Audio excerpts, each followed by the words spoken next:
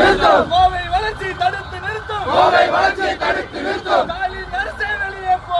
ஸ்டாலின் அரசே வெளியே போ. வேலை இல்லை, வேலை இல்லை, வேலை இல்லை, வேலை இல்லை. கோவை விட்டு வெளியே போ.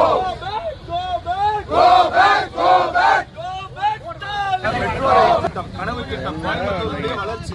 அந்த வளர்ச்சியை தடுக்கிறதுக்கு டிபிஆர் ஒரு ரிப்போர்ட் கொடுக்கணும். எந்த ஒரு அரசாங்க ரிப்போர்ட்னாலும் ஒரு தரமான ஒரு ரிப்போர்ட் தயார் பண்ணணும். அதே பண்ணிட்டு முதலமைச்சர் ஸ்டாலின் அவங்க வந்துட்டு ஏதோ மத்திய அரசாங்கம் இதை தடுத்துருச்சு அப்படி மெட்ரோ ரயில் போட முடியும். ஆனா பிக் பஸார் ஸ்ட்ரீட்ல பாத்தீங்கன்னா மொத்த ரோடே வெறும் 7 மீட்டர் தான் இருக்கு. அந்த 7 மீட்டர் ரோட்ல எப்படி அந்த மெட்ரோ ரயில் திட்டத்தை அமல்படுத்துவாங்கன்னு தெரியல. ஏற்கனவே மத்திய அரசாங்கத்தினுடைய நம்மளுடைய இன்டர்நேஷனல் ஏர்போர்ட் வந்து இன்னும் அது விரிவாக்கம் பண்ணாமே இருக்காங்க.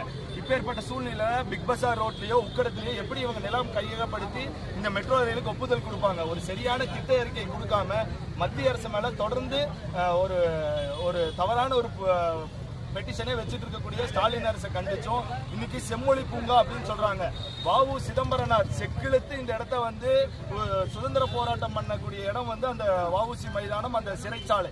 அந்த சிறைச்சாலையில அந்த அவருடைய பேரை மறைக்கணும், வாவு சிதம்பரனார் பிள்ளையினுடைய பேரை மறைக்கணுங்கிறதுக்காக செம்மொழி பூங்கான்னு ஒரு பூங்காவை அமைச்சிருக்காங்க.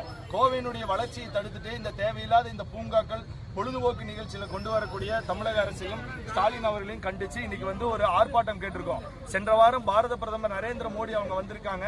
அவருக்கு கருப்பு கொடி காட்டினது மட்டுமல்லாமல் உருவ பொம்மையை எரிப்பதற்கு இந்த அரசாங்கமும் இந்த காவல்துறையும் அவங்களுக்கு அனுமதி கொடுத்தது.